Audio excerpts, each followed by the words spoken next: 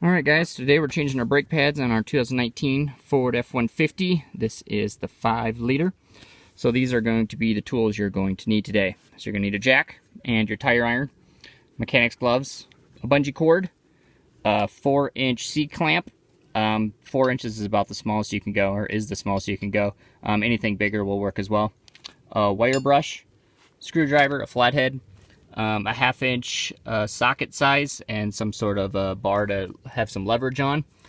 Some brake lubricants or anti-seize or anything like that. And then of course your brake pads. So let's jump into it.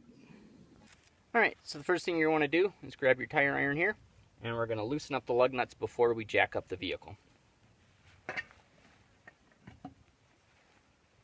So you're just going to want to get all the lug nuts just so they're able to come off with your hands there. Now we're going to move over and we're going to put the jack underneath the truck. Alright, so just place the jack underneath there and make sure it is attached to the frame. And then your bottom will probably be on cement, but I'm out in the woods right now, so I'm just going to use a board as my solid surface here. And we're going to jack it up, and then you can put your truck stand, if you have one, or car stand, right next to it. But this, I'll always leave the jack up just in case anyways, and put your truck stand right next to it. So that'll prevent it from falling and having to jack it back up again. Now that we got the jack in place, we can jack it up and get the tire off. So just jack it up enough to get the tire off the ground there. All right, now you got the vehicle jacked up, you can remove your lug nuts and remove the tire. Now that you got the tire off, what you're going to want to do here is actually turn the steering wheel to the left here. So that way this wheel is going to pop out to the right so you can get at this a little easier. So now the only bolt you're actually going to be removing here is this one down here. And that is where your 1/2-inch socket is going to come in handy. I just have an open-ended wrench, so this is what I'm going to use. And I just put this pipe over top of it so I can have a little extra leverage. So loosen that one up and remove it, and then we'll go from there. There we go. Now I've got the bolt out. Set that aside. Don't lose that. And this should be free to open now, as you can do that. And now this is where the bungee cord is going to come in handy. So now grab your bungee cord. This one's probably about a little over a foot here, and you just want to hook it. There's like a hole up here in the frame. You can hook it to that one, and you're just going to open this up, and there's a hole at the top here.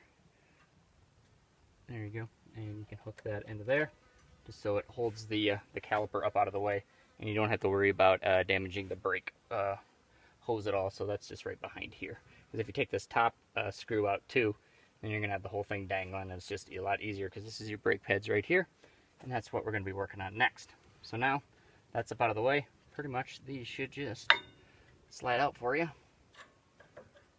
There you go, and same on the other side.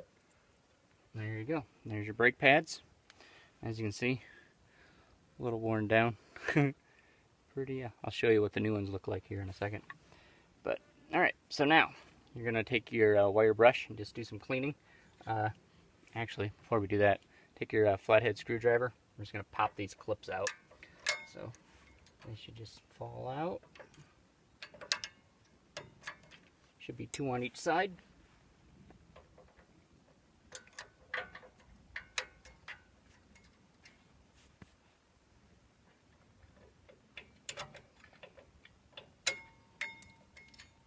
There you go.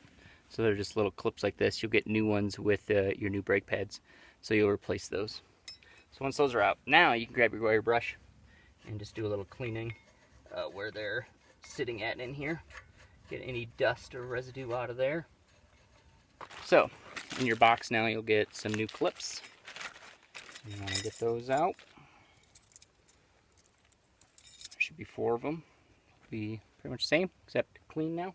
You're just going to want to pop them back in. So it's got a little clip on the back. That'll clip on the back of it, and you'll just push this front down, and it should clip in. Hear a little click like that. That means you're in place. Alright. Now that that's in, now we're going to get to what we need the C-clamp for. So as you see here in the caliper, these are 2 pistons, and they actually push the brake pads. So when they get thinner, they stick out farther, so that way they can still hit the rotor when when they're worn down.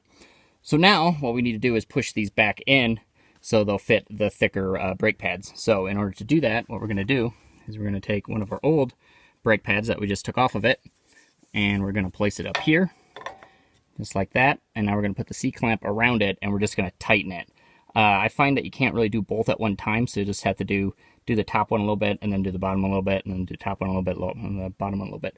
But when you're putting on new brake pads, the biggest thing is pretty much you're going to go all the way in, pretty much as far back as they can go, so until this is flush with the caliper here. So it'll have room for the new ones. Alright, so we got our C-clamp. Open it as far as you can go. If you got a 4-incher, if you got a bigger one, fantastic. But 4 inches, this is about the perfect size to do this. Grab one of your old brake pads here, put it up against the piston, and slide it in, and then just tighten it down.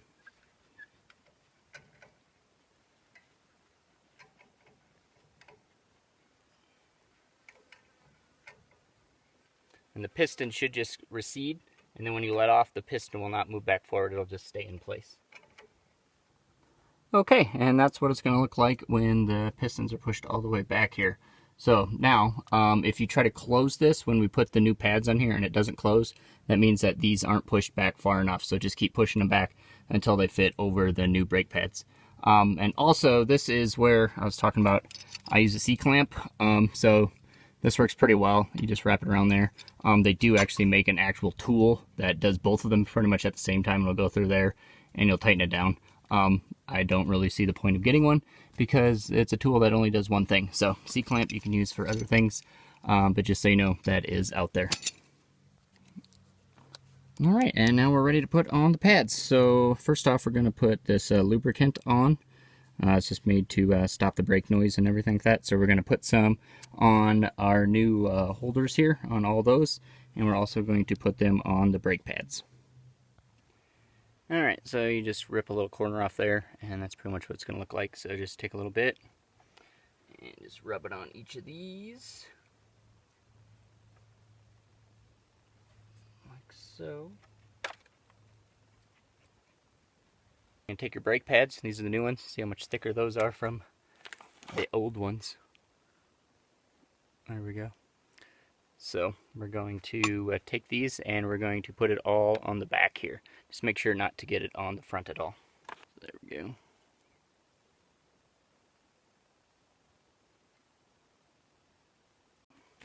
Now, once you got that on, you're just going to want to make sure put the ceramic side towards the inside of the rotor.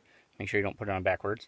And then there's pretty much only one way. There's this little flanges at the end here. You're just going to want to sit them in these new clips. So it should just sit in there. There you go. And the back side.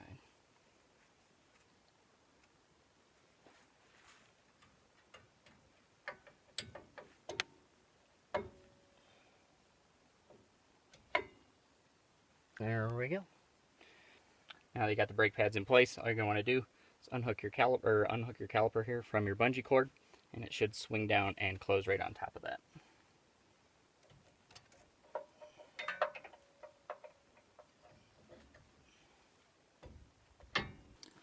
So now when you're swinging it down, it's probably going to hit right here on this bolt, so you just have to push this in, and that'll slide right into place there. And pretty much back. Now just take that bolt that you took out before. There we go. Replace that bolt. And tighten that down. Alright, now that you got the pads all on, you can put your tire back on.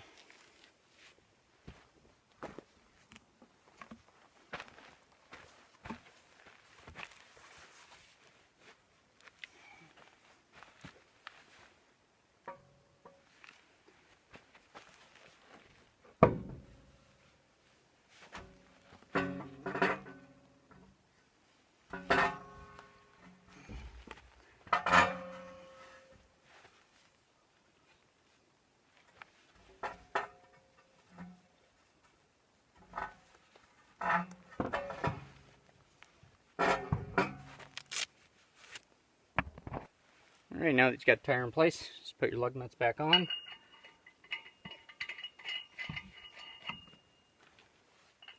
Alright, so just put them on finger tight first, and then get the tire level. And then you can tighten them down a little more. Alright, there we go. Now, you can grab your tire iron, tighten them down a little more. I always want to go in a star pattern. Just go the opposite side every time, so that way the tire goes on flat to the rim. Now that you got them all a little tighter with the tire iron here, we're going to lower the vehicle back down, and you're going to make sure they're tightened down to the right torque specifications. And there you have it, guys. Your brake pads are all changed. It probably took me about a half an hour to do the passenger side here, so it'll probably be about an hour to do both sides. If you have like all the fancy tools, the torque wrench and everything like that, it'll probably maybe take you half an hour. Really not that difficult of a process. But yeah, really easy thing to do yourself. Save you lots of money. I paid, yeah, 40, 50 bucks for the brake pads.